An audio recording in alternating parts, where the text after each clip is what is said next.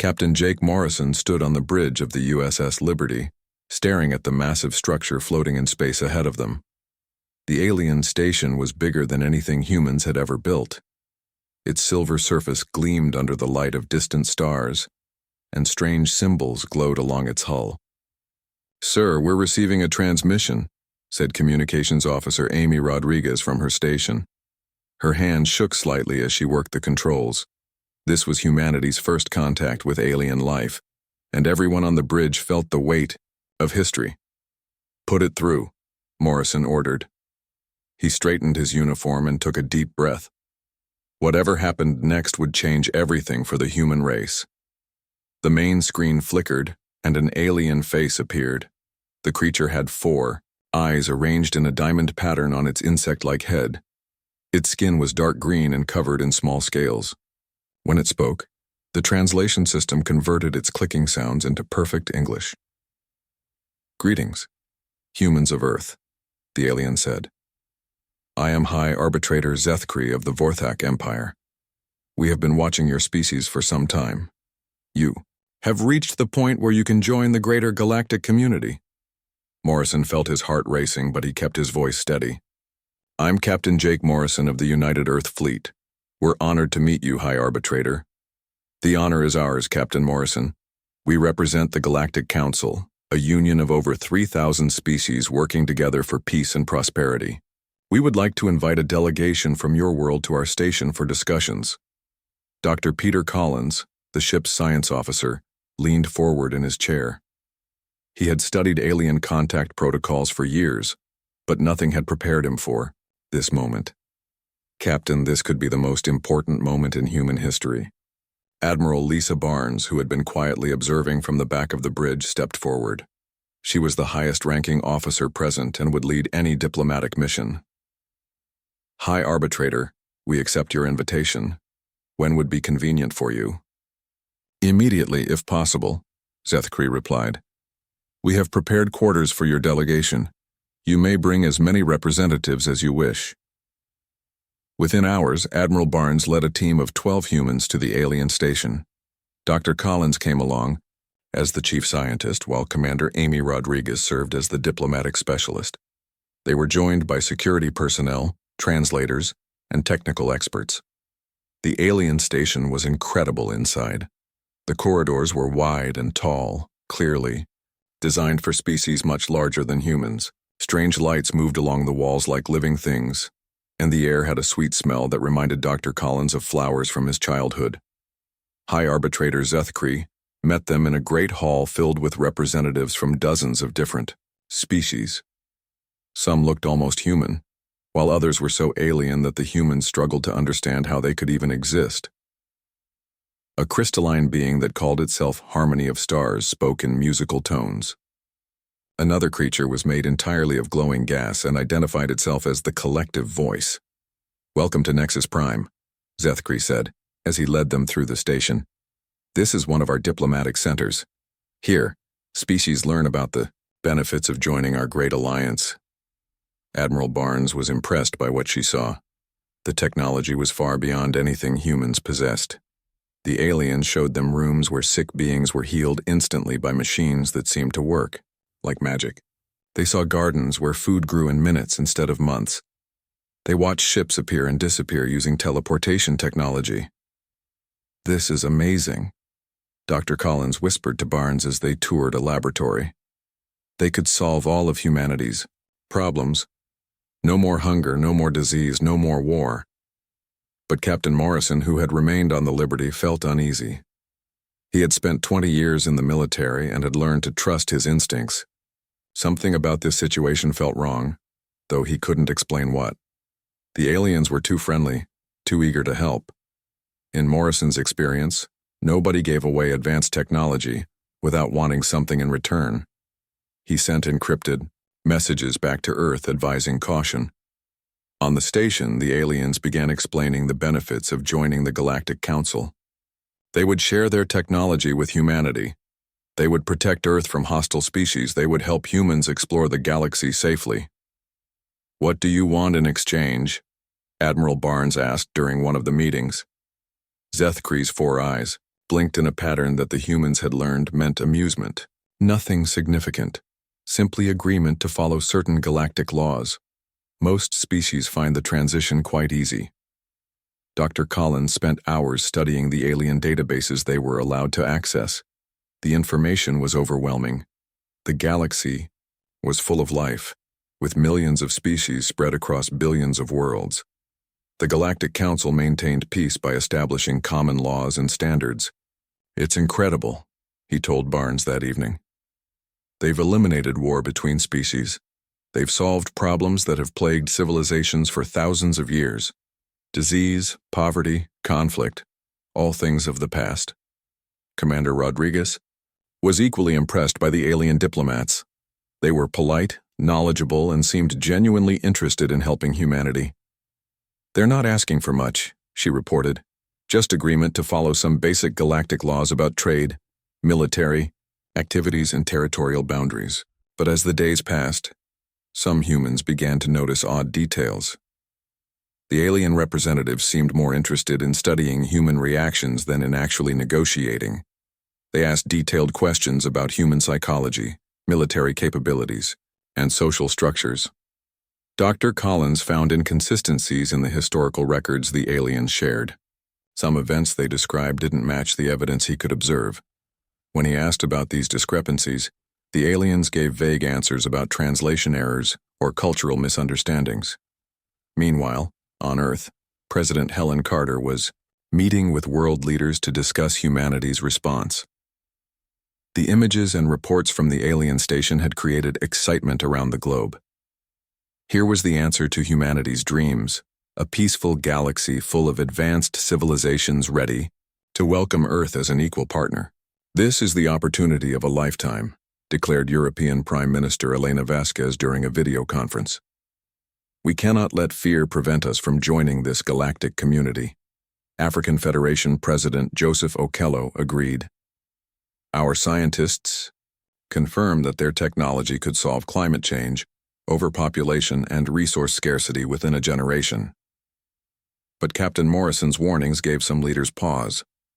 Admiral Kevin Brooks of the Earth Defense Force shared Morrison's concerns. "Something feels wrong about this whole situation. Why are they so eager to help us? What do they really gain from this partnership?" As the first week of contact concluded, President Carter made the decision that would shape humanity's future. Despite Morrison's reservations, she authorized full diplomatic negotiations with the Galactic Council. Admiral Barnes received orders to begin formal discussions about Earth's membership in the Galactic Alliance. The aliens seemed pleased by this news. High Arbitrator Zethkri personally congratulated Barnes on humanity's wise decision. "You will find that joining our community is the best choice your species could make," he said with what passed for a smile on his insect-like face. But late that night, as the human delegation settled into their quarters on the alien station, Dr. Collins couldn't shake the feeling that they had just made a terrible mistake. 2 months had passed since the formal negotiations began on Nexus Prime. Secretary of State Robert Cross now led the human delegation, having arrived with a team of Earth's best diplomats, scientists, and security specialists. The talks were progressing smoothly, perhaps too smoothly. Lieutenant Colonel Sam Hughes walked quietly through the restricted sections of the alien station. As the team's intelligence officer, he had been granted limited access to study Council security procedures. But Hughes had learned long ago that the most important information was usually found in places where visitors weren't supposed to go. The corridors in this section were dimmer than the main areas. Strange symbols covered the walls, and Hughes could hear mechanical sounds coming from behind sealed doors. He used a small device to record everything he saw, hoping the technical team back on the Liberty could make sense of it later. Dr. Patricia Webb sat in the station's main conference room, watching the alien negotiators with growing concern. As a xenopsychologist, she had been brought along to help understand alien behavior and communication patterns, but what she was seeing didn't match what the aliens claimed about themselves.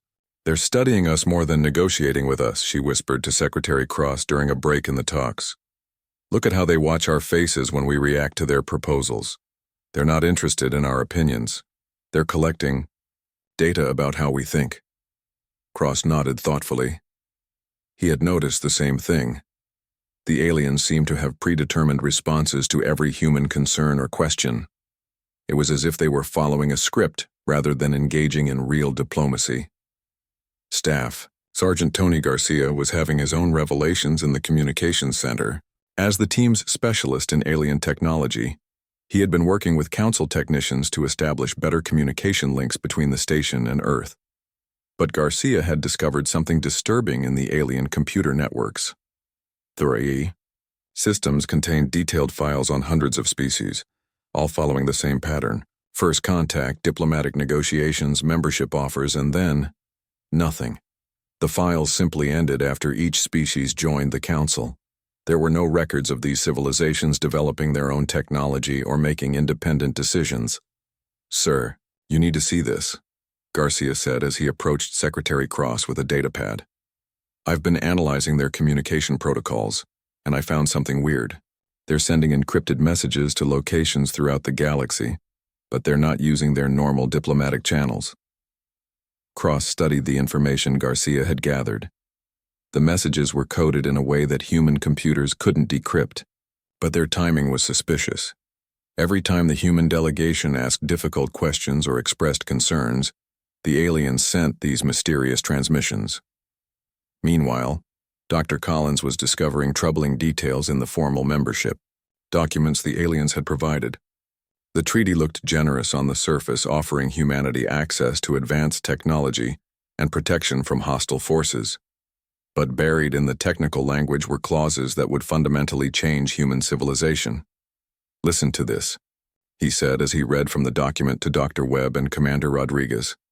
"All member species must limit military forces to defensive purposes only, with armament levels determined by the Council. All territorial expansion must be approved by Council authorities. All research into advanced technologies must be conducted under Council supervision." Rodriguez frowned as she listened. "That doesn't sound like membership. It sounds like we'd be giving up our independence." "It gets worse," Collins continued. "Population growth must be maintained at sustainable levels as determined by Council. Demographic specialists. All educational curricula must include mandatory courses on galactic citizenship and Council law." Dr. Webb felt a chill as she heard these details. "They want to control how many children we have and what we teach them. This isn't a partnership. They're talking about ruling us." Hughes returned from his unofficial exploration with even more disturbing news. He had managed to access a restricted database containing historical records that painted a very different picture of the Galactic Council than what the aliens had shared. "Every species goes through the same process," he reported to the human leadership team during a private meeting in their secure quarters. "First contact, negotiations, membership, and then their independent development stops. Look at these records." He showed them data about species that had joined the Council centuries ago. Advanced civilizations with their own space programs, military forces, and scientific research had all become dependent on Council technology and guidance. Their own innovation had withered away until they could barely function without Council support. "It's like they're being kept as pets," Hughes said grimly. "Fed and housed and protected, but never allowed to grow or develop on their own." Garcia had more bad news to share. His continued monitoring of alien communications had revealed the existence of a massive military buildup in nearby star systems. Hundreds of Council warships were gathering, far more than would be needed for normal peacekeeping operations. "They're preparing for something big," Garcia warned, "and based on the fleet positions, I think they're getting ready to surround Earth." Dr. Webb made the most disturbing discovery of all. While studying Council's psychological profiles of member species, she found a pattern that terrified her. Every civilization that had resisted Council membership had mysteriously disappeared from galactic records. Species that had initially refused the Council's offer were simply erased from history. The Zephyrians were an advanced spacefaring race that rejected Council membership 300 years ago, she explained to the others. According to these files, they suffered a tragic natural disaster that wiped out their entire civilization. The same thing happened to the Korthak Empire, the Stellar Federation, and dozens of others. Secretary Cross felt sick as he listened to these reports. The generous offer from the Galactic Council was beginning to look like an ultimatum. Join, willingly or be destroyed. We need to get this information back to Earth immediately, he decided. But we have to be careful. If the aliens suspect we know the truth, they might move against us before we can warn our people.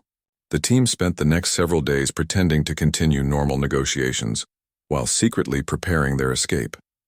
Garcia worked to establish a secure communication link that the aliens couldn't monitor.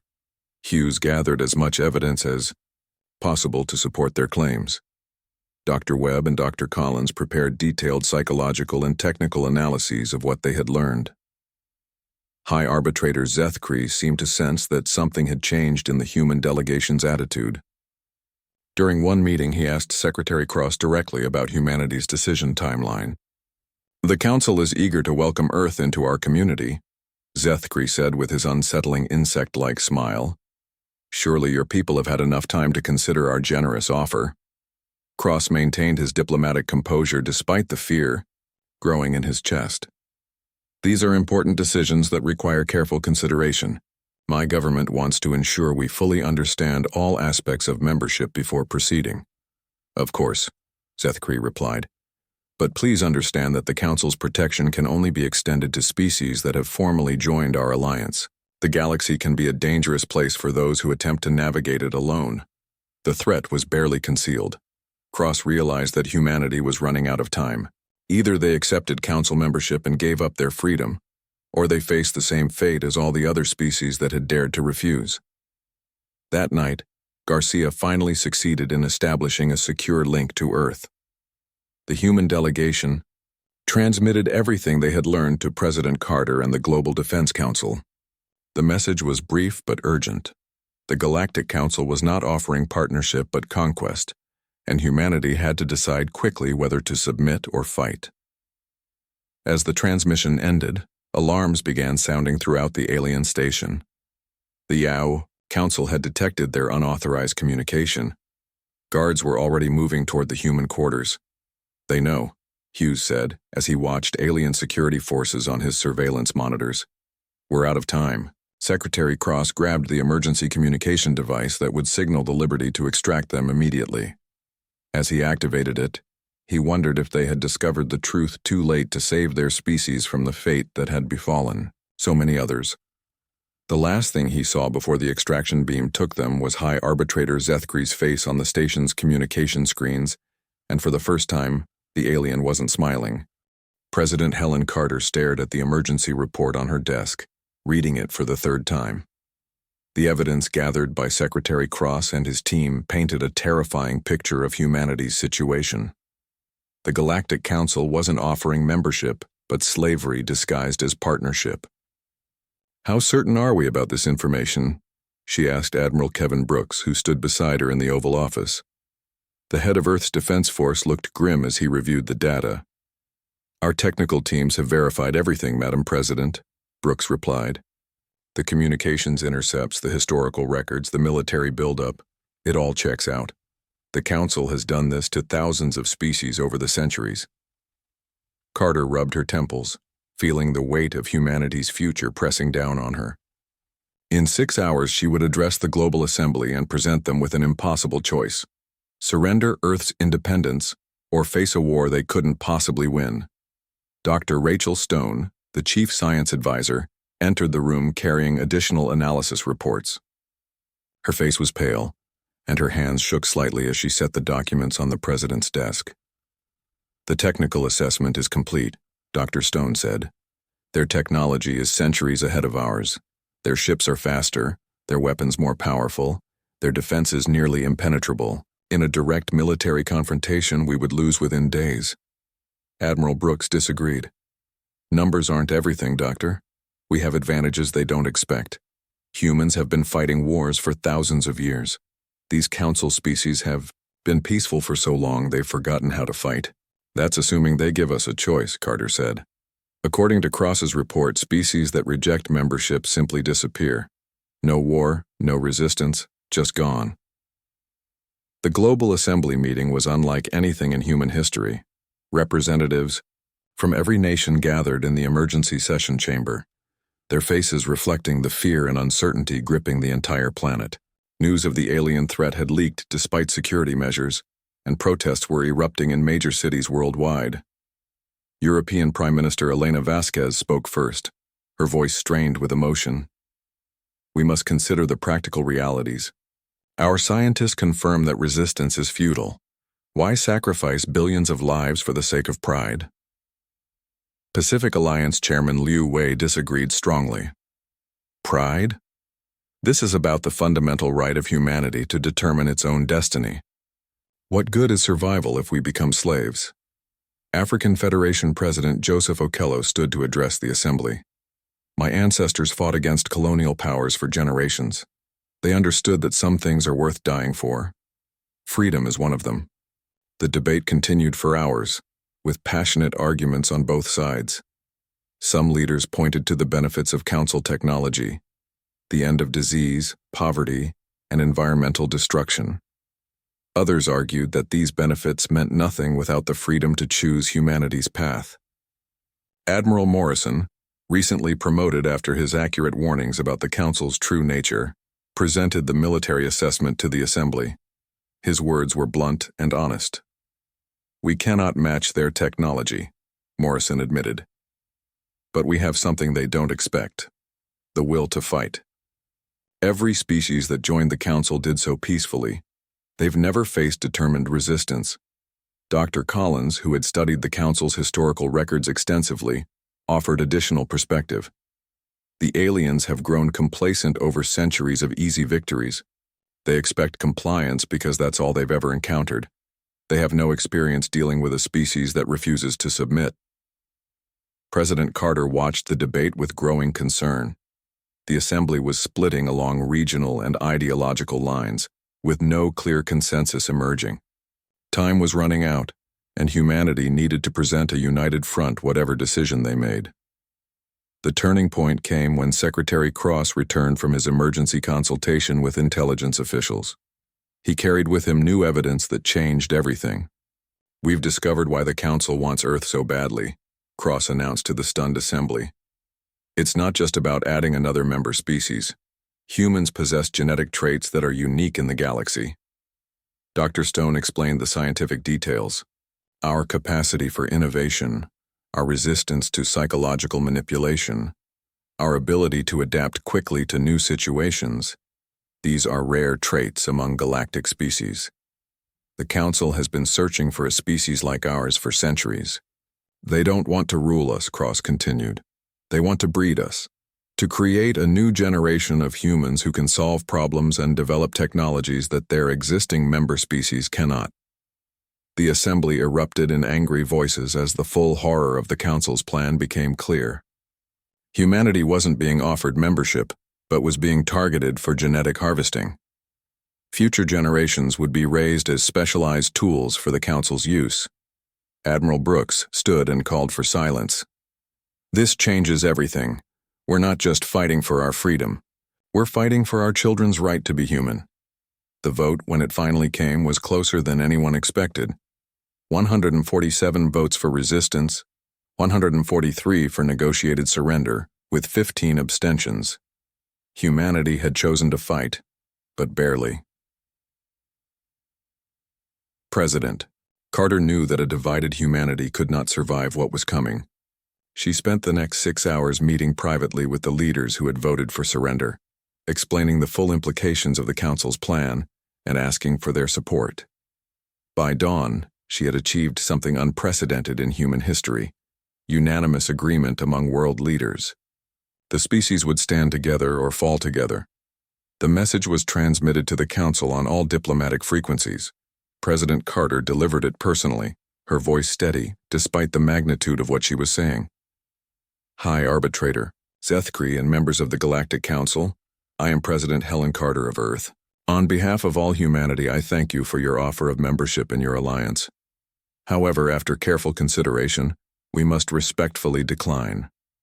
She paused, knowing that her next words would echo across the galaxy. Humanity chooses to chart its own course among the stars. We seek friendship with all peaceful species, But we will not surrender our independence or our freedom to choose our own destiny. The response came within hours. High Arbitrator Zethkri appeared on screens worldwide, his 4 eyes blazing with anger. The friendly mask had finally slipped away. "The Council is disappointed by humanity's unwise decision," he said in a voice that dripped with menace. "For your own protection, we will be forced to take direct action to ensure galactic stability. Resistance is futile and will only bring suffering to your people. Prepare for protective intervention." The transmission ended, leaving Earth in stunned silence. In deep space, Council fleets began moving toward human territory. Humanity had 6 months to prepare for a war that would determine not just their survival, but the future of freedom in the galaxy. Admiral Brooks was already mobilizing Earth's defenses, knowing that conventional military thinking would not be enough. They would need to fight smarter, not harder, using every advantage that human creativity and determination could provide. President Carter addressed the world one final time that day. "We have chosen the difficult path, but it is the right path. In the coming months, we will face our greatest challenge. But remember this, we do not fight alone. We fight for every species that the Council has enslaved, and for all those who dream of freedom." As night fell over Earth, lights began appearing across the planet as factories retooled for war production and training centers prepared to transform civilians into soldiers. Humanity had surprised the galaxy once by rejecting the Council's offer. Soon they would surprise them again by showing what a free species could accomplish when fighting for survival.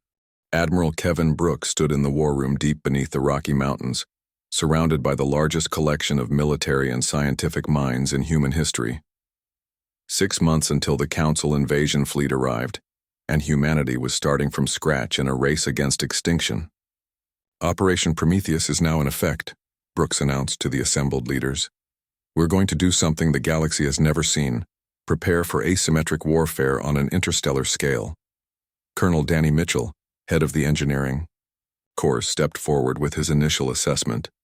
His team had been working around the clock to reverse engineer the alien technology samples brought back from Nexus Prime. "The good news is that their technology isn't magic," Mitchell reported. "It's just very advanced physics. The bad news is that we're about 300 years behind them in development." Dr. Rachel Stone disagreed with the pessimistic assessment. "We may be behind in development, but we're not behind in innovation. Look at what we've accomplished in just 2 months." She activated a holographic display showing human modifications to captured Council technology. Where the aliens had built elegant but complex systems, human engineers had created crude but effective alternatives using materials and techniques available on Earth. "Their shield generators require rare crystalline matrices that we can't manufacture," Dr. Stone explained. "But we've discovered that overlapping magnetic fields can achieve 70% of their effectiveness using standard industrial equipment." Captain Susan Palmer entered the briefing room, carrying classified reports from her new command. The Stealth Operations Division was humanity's most secret weapon, a fleet of ships designed using completely different principles than Council technology. "The aliens expect us to fight like them," Palmer explained. "Big ships, energy weapons, direct confrontation. Instead, we're building small, fast vessels that their sensors can't detect." Her ships used an innovative combination of low-tech materials and advanced engineering. Hulls made from composites that absorbed rather than reflected alien sensor beams. Engines that ran silent and cold. Weapons that delivered kinetic rather than energy-based attacks. "We can't match their firepower," Palmer continued. "But we can hit them where they don't expect it and disappear before they can respond." Marine General Frank Cooper had been developing entirely new approaches to ground combat. His analysis of Council military doctrine revealed a critical weakness. They had no experience with guerrilla warfare. For thousands of years, they've fought conventional battles between organized fleets, Cooper explained. Species either surrender immediately or fight brief, hopeless campaigns using traditional tactics. No one has ever made them fight for every meter of ground. Cooper's training programs were transforming Earth's military. Soldiers learned to use the environment against technologically superior enemies. They practiced hit-and-run tactics, sabotage, operations, and urban warfare in conditions that mimicked alien occupation scenarios.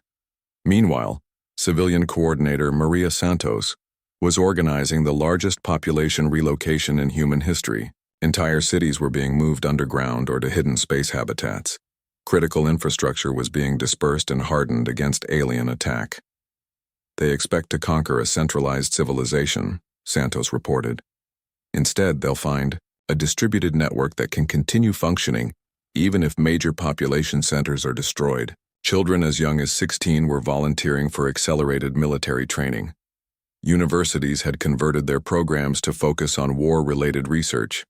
Artists and writers worked to maintain human morale, while factories operated at maximum capacity. Dr. Patricia Webb made a crucial discovery during her continued analysis of council psychology. The aliens' greatest strength was also their greatest weakness, their absolute confidence in their own superiority. They've never lost a war, Webb explained to the planning committee. They don't even have contingency plans for major defeats, because they can't imagine failing. This makes them predictable. Her psychological profiles revealed that council species had been conditioned for centuries to avoid conflict and accept authority. They were physically capable fighters, but they lacked the mental resilience that came from surviving repeated defeats and setbacks. The first test of human preparations came sooner than expected. A council scouting force arrived in the outer solar system, 3 ships sent to assess Earth's defenses before the main invasion. Captain Billy Wright commanded the human response from his modified destroyer, the USS Defiance. His ship looked like a piece of space debris on council sensors, but it packed enough firepower to damage vessels 10 times its size. The battle was brief but decisive. Wright's ship ambushed the council scouts near Jupiter, using the planet's radiation field to mask their approach. Kinetic weapons punched through alien shields that were designed to deflect energy beams. All 3 council ships were destroyed before they could send detailed reports back to their fleet. The victory sent shockwaves through the council's command structure. For the first time in recorded history, a preliminary scouting mission had failed completely. The aliens began to realize that humans might be different from other species they had conquered. Dr. Stone's research teams made breakthrough after breakthrough as the deadline approached. They discovered that human neural patterns were naturally resistant to the Council's psychic pacification technologies. They developed new manufacturing techniques that could produce advanced components using Earth's available resources. Most importantly, they learned to think differently than their enemies. Where Council technology was elegant and efficient, human alternatives were robust and adaptable. Where alien tactics relied on overwhelming superiority, human strategies emphasized unpredictability and persistence. Colonel Mitchell's engineering teams achieved what the Council considered impossible: rapid technological advancement under wartime conditions. Human factories began producing weapons and defensive systems that incorporated alien principles but used entirely human methods. "We're not trying to match their technology," Mitchell explained during a progress briefing. "We're creating our own path forward. Sometimes the crude solution is better than the elegant one." Captain Palmer's stealth fleet grew to over 200 ships, each one invisible to Council sensors and capable of independent operations. Her pilots trained in tactics that no galactic species had used for millennia: surprise attacks, false retreats, and coordinated swarm assaults. General Cooper's ground forces prepared for a type of warfare that the Council had never encountered. Every human settlement became a potential fortress. Every civilian learned basic sabotage techniques. Every piece of equipment was designed to be useful to resistance fighters.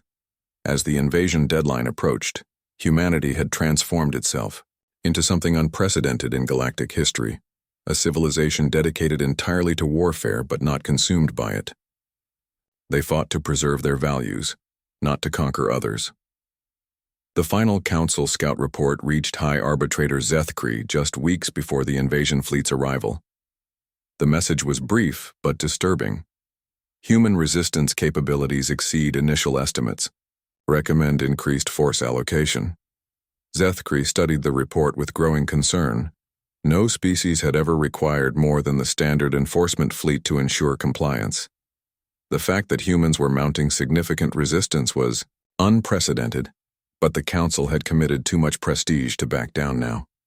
The invasion would proceed as planned, though Zethkri privately ordered additional reinforcements to be prepared.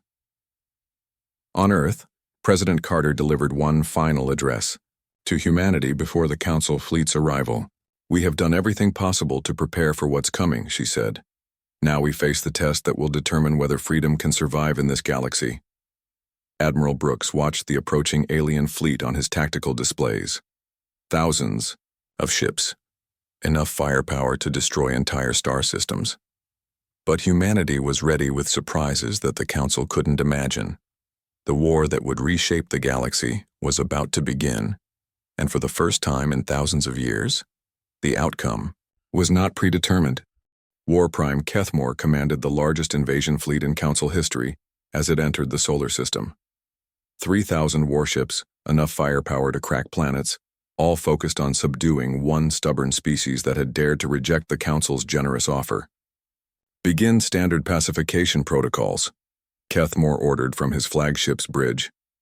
The massive alien general had overseen dozens of enforcement actions, and they all followed the same pattern: a show of overwhelming force, followed by rapid surrender and integration. But Admiral Jake Morrison, commanding the human defense from the USS Constitution, had no intention of following the Council's script. His fleet was outnumbered 10-1, but his ships were scattered throughout the solar system in small groups, ready to implement tactics no galactic species had used for thousands of years. "All units, execute Operation Hornet's Nest," Morrison transmitted on secured channels. "Make them fight for every inch of space." The first shock came when the Council fleet tried to establish orbital control around Earth. Captain Billy Wright's Wolfpack squadrons emerged from hiding spots among the asteroids, striking fast and disappearing before the aliens could respond. Human ships that looked like space debris suddenly revealed themselves as deadly predators. "Impossible," Kethmore muttered as he watched his formation's flanks being torn apart by enemies that appeared and vanished like ghosts. "Where are they hiding their fleet base?" The answer was that humans didn't have a fleet base. Every ship was independent. Every captain trained to operate alone for months if necessary. They struck from unexpected directions, used asteroid fields for cover, and fought running battles across multiple planets simultaneously. Captain Susan Palmer's stealth division proved even more devastating than hoped. Her ships penetrated deep into Council territory, while the main fleet was engaged at Earth, striking supply convoys and command stations. The aliens suddenly found themselves fighting a war on multiple fronts. "Sir, we're receiving reports of attacks throughout the sector," Kethmore's communications officer reported. "Human vessels have somehow bypassed our entire perimeter." The ground war on Mars became legendary across the galaxy. General Frank Cooper's forces turned the Red Planet into a nightmare for the Council's ground troops. Every canyon was trapped, every settlement booby-trapped, every piece of high ground fought for with desperate intensity. Colonel Danny Mitchell's engineers had spent months preparing Mars for siege warfare. The planet's surface was honeycombed, with tunnels and hidden supply depots. When Council forces landed expecting quick victory, they found themselves in a maze of death traps and ambushes. "We control 90% of the planet's surface," reported the Council ground commander after the first week of fighting. "But the humans control everything that matters. We can't secure supply lines or establish safe zones." Human defenders used tactics that bewildered their alien enemies. They retreated from positions only to retake them hours later. They launched suicidal attacks that accomplished strategic objectives. Most confusing of all, they seemed to fight harder when facing impossible odds. Dr. Patricia Webb's psychological analysis proved accurate. Council forces were physically superior, but mentally unprepared for prolonged resistance. They expected either quick victory or honorable surrender.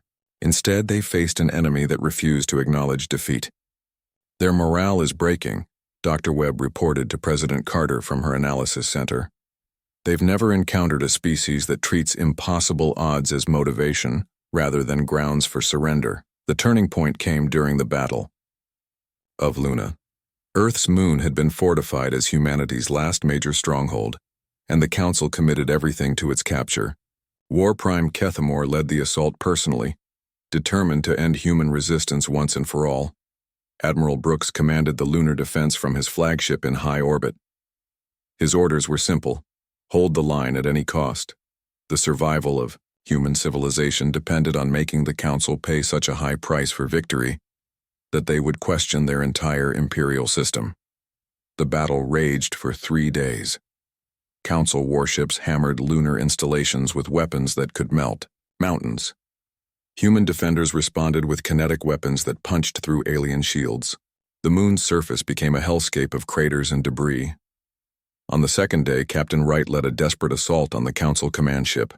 His squadron of modified destroyers punched through the alien escort screen in a coordinated attack that should have been suicide. Instead, it succeeded beyond all expectations. "Target the bridge," Wright ordered as his ships closed on the massive alien vessel. "Make them feel what it's like to be afraid." The attack succeeded, but at terrible cost. Wright's entire squadron was destroyed, but not before they had crippled the Council's command structure and killed War Prime Kethmore himself. Dr. Rachel Stone's teams chose that moment to deploy their secret weapon. Human computer specialists had been developing a virus specifically designed to attack Council networks. When alien systems tried to coordinate their response to Wright's attack, the virus spread through their entire fleet. "Their tactical coordination is collapsing," reported the human technical team. "Ships are operating independently now. They've lost fleet-level command and control." Admiral Brooks saw his opportunity and took it. The human fleet, scattered throughout the solar system, converged on the confused Council forces in a coordinated assault. Ships that had been hiding for weeks emerged to strike at vulnerable targets. But the real shock came from an unexpected direction. Captain Palmer's stealth division had penetrated deep into Council space and discovered something that changed everything: the location of their primary industrial worlds. "Strike Team Alpha reporting successful insertion," Palmer transmitted, "from the heart of Council territory. Beginning demolition of primary shipyards." The destruction of 3 major Council construction facilities sent panic through their entire empire. For the first time in recorded history, the Council's industrial infrastructure was under attack. Species throughout the galaxy began to wonder if the mighty Council might not be invincible after all. High Arbitrator Zethkri, commanding the Council from his safe headquarters, made a desperate decision. He opened emergency communications with President Carter offering negotiations to end the conflict. "The Council acknowledges the unexpected capabilities of human forces," Zethkri transmitted, his 4 eyes showing none of their former arrogance. "Perhaps we can reach an accommodation that serves both our interests." Carter's response was broadcast across the galaxy. "The time for negotiations has passed. We offered peaceful coexistence and you chose war. Humanity demands nothing less than the complete dissolution of your empire and freedom for all subjugated species." The words sent shockwaves through the Council's member worlds. For thousands of years, no one had challenged the Council's authority. Now a single species was demanding their complete surrender. In star systems throughout the galaxy, subjugated species began to stir. If humans could resist the Council, perhaps others could as well. Rebellions erupted on dozens of worlds as civilizations rediscovered their capacity for independence. The Council's response was predictable but fatal. They tried to crush the rebellions using the same overwhelming force that had worked for centuries. But their fleets were scattered, their command structure damaged, and their industrial base under attack. The Battle of Luna ended with Admiral Brooks leading a battered but victorious human fleet in pursuit of the retreating Council forces. The aliens had lost over half their invasion fleet and their supreme commander. More importantly, they had lost their aura of invincibility. "All units, maintain pursuit," Brooks ordered as his ships chased the fleeing aliens toward the outer system. "Don't let them regroup." But the real victory wasn't military. Across the galaxy, the Council's empire was collapsing as species after species declared independence. The psychological hold that had kept civilization subservient for millennia had been broken by humanity's example.